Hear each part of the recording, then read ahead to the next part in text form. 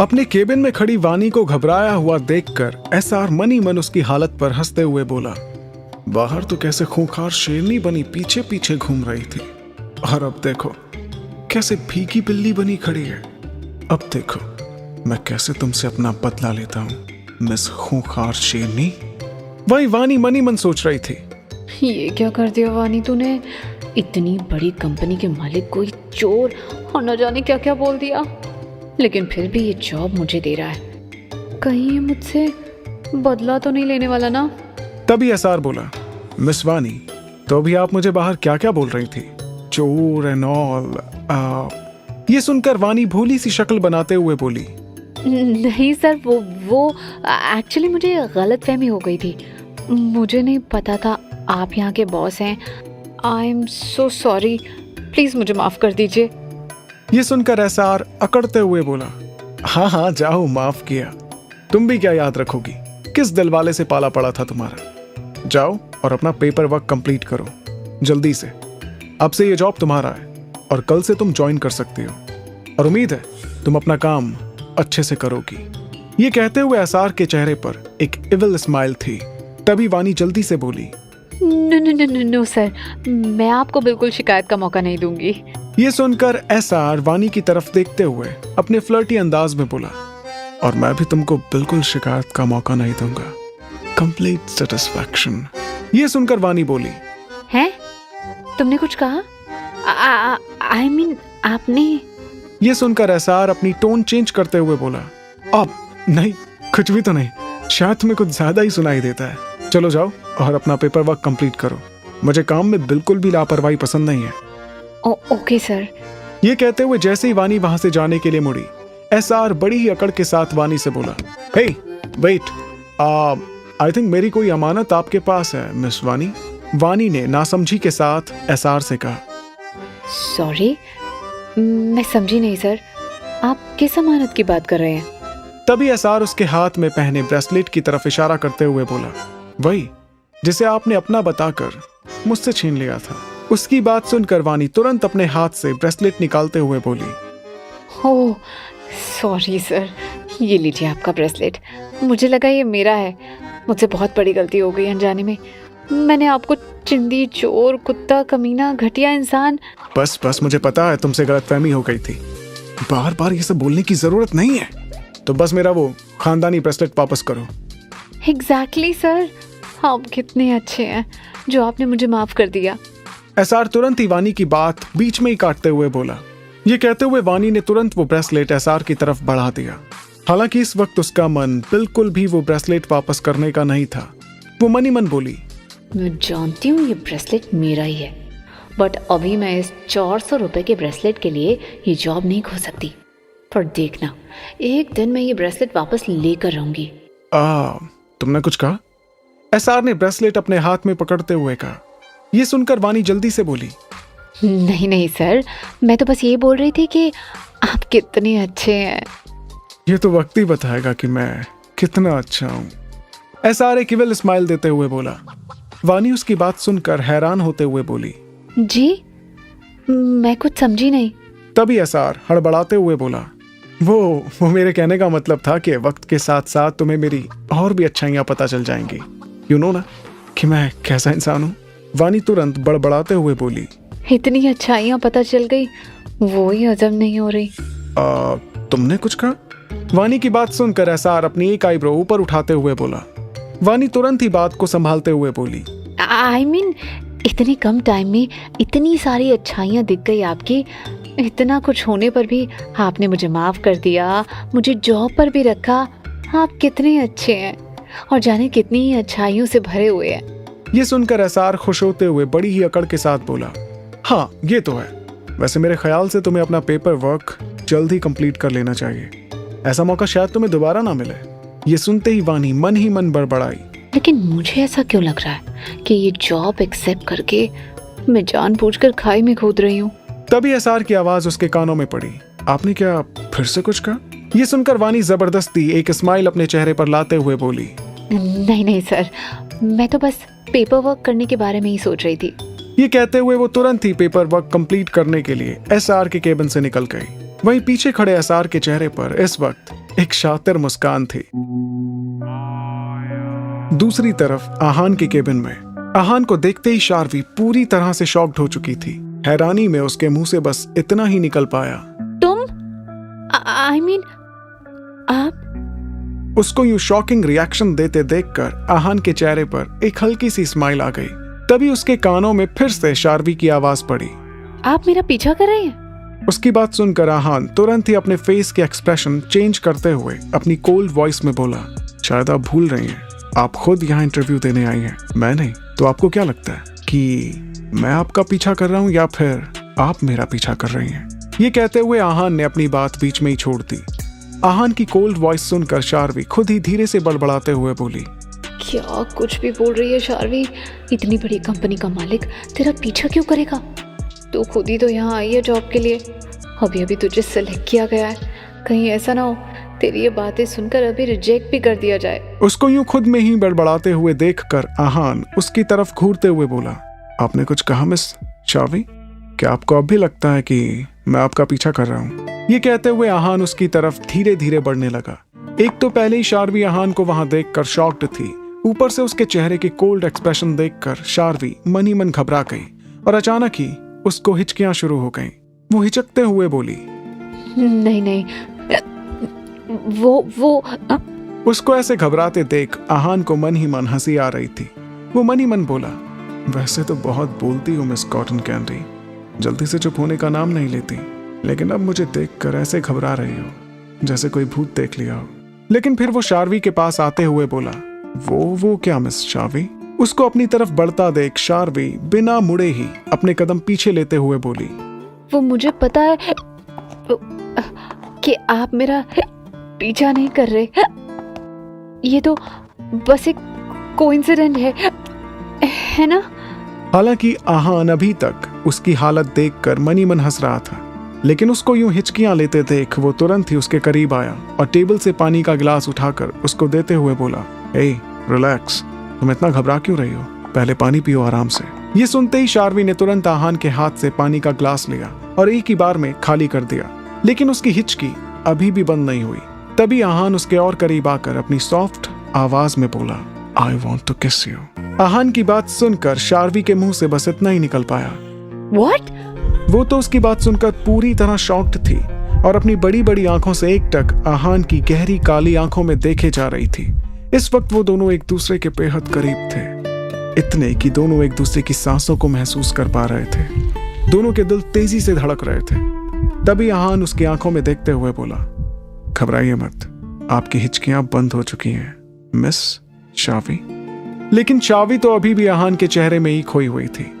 आहान को अपने इतने करीब देखकर अचानक ही शार्वी को उस रात की याद आ गई जब वो ऐसे ही किसी अजनबी के करीब थी और उसे किस कर रही थी, और शार्वी की नजरों के सामने उस रात की वही कुछ धुंधली तस्वीरें चलने लगी। उसे ऐसा लगने लगा मानो उसके सामने खड़ा वो शख्स वही है जो उस रात उसके साथ था, जिसे वो किस कर रही थी, जो उसके बेहद करीब था। अपने इन्हीं ख्यालों में खोई हुई शार्वी का हाथ बेख्याली में ही आहान के चेहरे की तरफ बढ़ने लगा, मानो वो उसे छूकर महसूस करना चाहती हो कि हाँ, ये वही शख्स है या नहीं। उसे इस तरह कहीं खुद में ही खोए हुए देखकर आहान के चेहरे पर मुस्कान आ गई। वो धीरे से अपने होठों को उसके कानों के पास ले जाकर बुदबुदाया, मेरे ही ख्यालों में अब खोने लगी हो, लगता है धीरे धीरे तुम मेरी होने लगी हो। जैसे ही आहान की गर्म सांसें शार्वी को अपने कानों पर महसूस हुई, वो तुरंत ही होश में आई और हड़बड़ाते हुए बोली, ये आप क्या कर रहे हैं? मैं क्या कर रहा हूँ? मैं तो बस तुम्हारी हेल्प कर रहा था, आहान ने शार्वी की आंखों में देखते हुए कहा। ये सुनकर शार्वी हैरान होते हुए बोली, हेल्प? कैसी हेल्प? आप तो वो किस? ये कहते हुए शार्वी ने अपनी बात अधूरी छोड़ दी। मैंने कहीं सुना था, अगर किसी की हिचकी बंद ना हो रही हो तो उसे कोई शॉकिंग न्यूज दे दो या फिर कोई बड़ा झूठ बोल दो, इससे उसकी हिचकी अचानक रुक जाती है। आपको इस हालत में देखा तो सोचा क्यों ना आप पर ही ट्राई किया जाए। एंड स्ट्रेंज, ये वर्क भी करता है। देखिए, आपकी हिचकियां बंद हो चुकी हैं मिस शार्वी, आहान ने हल्के से मुस्कुराते हुए कहा। उसकी ये बात सुनकर शार्वी ने गौर किया कि वाकई में उसकी हिचकी बंद हो चुकी थी, लेकिन फिर वो कुछ याद करते हुए बोली, बट वो किस? ये कहकर वो चुप हो गई। वो आहान से पूछना तो चाहती थी कि क्या वो उस रात उसे ही किस कर रही थी, बट शर्म के कारण वो कुछ पूछ नहीं पाई और उसके बाकी के शब्द उसके मुंह में ही अटक गए। आहान जानता था कि इस वक्त वो क्या सोच रही है, लेकिन उसने उसे ये जाहिर नहीं होने दिया और एक सार्कास्टिक स्माइल देते हुए बोला, मैंने तो आपसे बस यूं ही बोला था, लेकिन आपको देखकर लगता है आपने इसे सीरियसली ले लिया है। क्या आप वाकई में मुझे किस करना चाहते हैं? अगर ऐसा है तो। ये कहते कहते आहान ने फिर से उसकी तरफ अपने कदम बढ़ा दिए।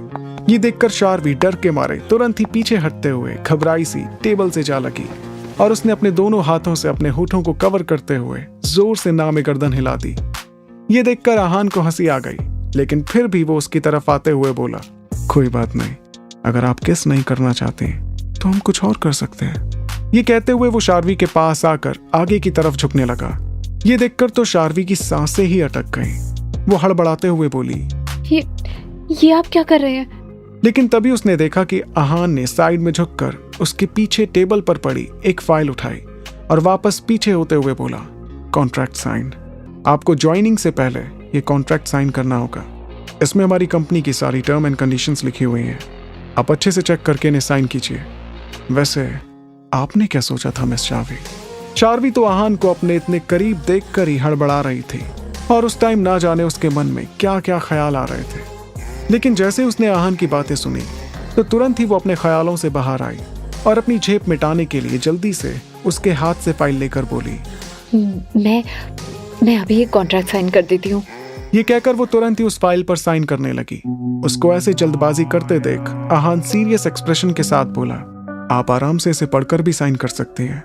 इसके मुताबिक आप 6 मंथ तक ना तो ये जॉब छोड़ सकती हैं, ना ही शादी कर सकती हैं, क्योंकि अगले 6 महीने हमारी कंपनी के लिए बहुत इंपॉर्टेंट होने वाले हैं और मैं चाहता हूं कि आप पूरी तरह से अपने काम पर फोकस करें। और अगर इन केस आप ऐसा नहीं करते हैं तो आपको कंपनसेशन के तौर पर एक बड़ा अमाउंट कंपनी को देना होगा।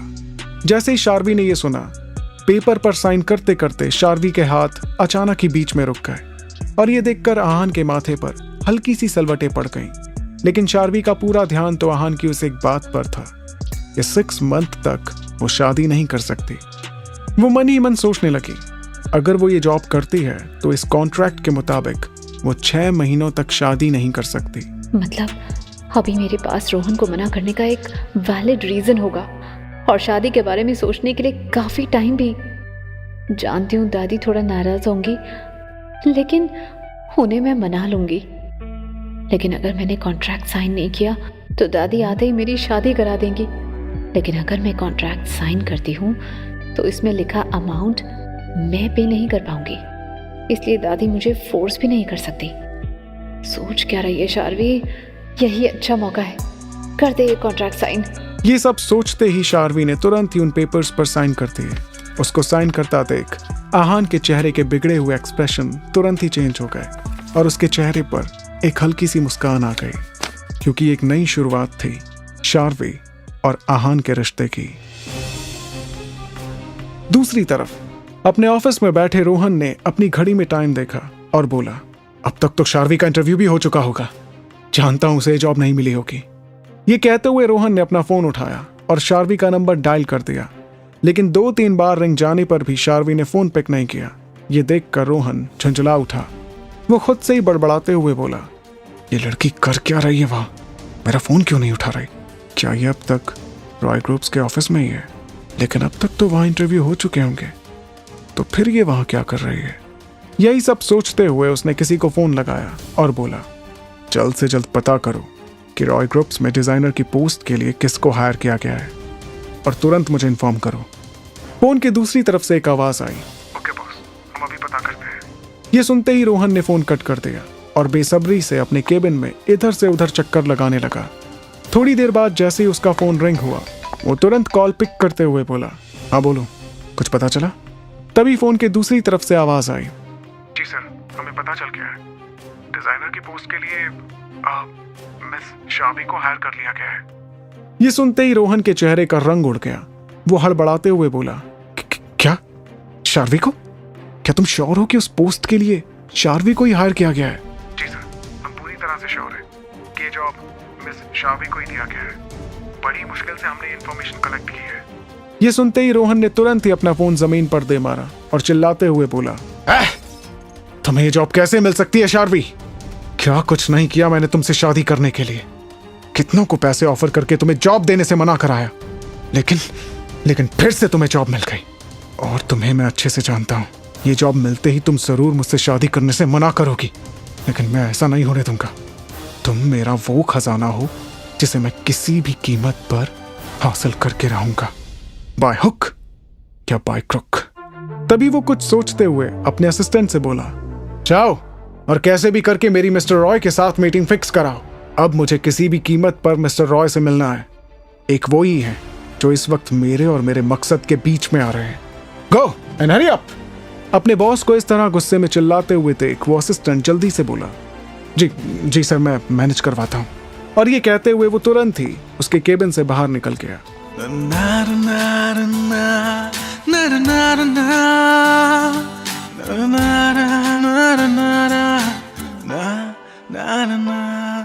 एहसास तेरा हर पल साथ है, अब तू ही जिंदगी है, तू जान है। एहसास तेरा हर पल साथ है, अब तू ही जिंदगी है, तू जान है। हेलो फ्रेंड्स, मैं हूँ आरजे रिवांश। उम्मीद है कि आपको ये कहानी पसंद आ रही होगी। और अगर आपने अभी तक मेरे चैनल को सब्सक्राइब नहीं किया है तो इस कहानी से जुड़े अपडेट्स सबसे पहले पाने के लिए अभी मेरे चैनल को सब्सक्राइब कीजिए, बेल आइकन को प्रेस कीजिए, स्टोरी को शेयर करना बिल्कुल मत भूलिए और नीचे थैंक्स बटन को प्रेस कर रिवांश को सपोर्ट कीजिए। हंसते रहिए, मुस्कुराते रहिए और सुनते रहिए रिवांश को। तू जान है।